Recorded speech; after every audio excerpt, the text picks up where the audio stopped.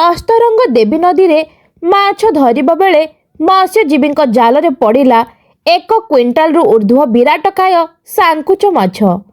ଏହି ମାଛକୁ 50,000 ଟଙ୍କାରେ ବିକିଲେ ମତ୍ସ୍ୟଜୀବୀ।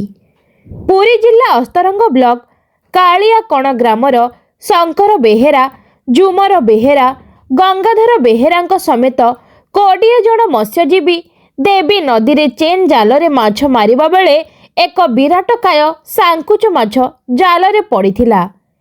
ଏହି ବିରାଟକାୟ ମାଛକୁ ଦେଖି ମତ୍ସ୍ୟଜୀବୀମାନେ ଭୟଭୀତ ହୋଇଯାଇଥିଲେ।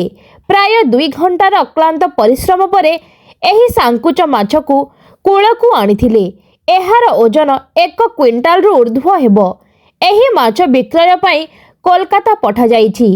ଏହି ମାଛର ଓସାର ପ୍ରାୟ 12 ଫୁଟ ହେବ। ଏହି ସାଙ୍କୁଚ ମାଛ ବିଶେଷ କରି ସମୁଦ୍ର ମଧ୍ୟରେ ବିଚରଣ କରିଥାନ୍ତି।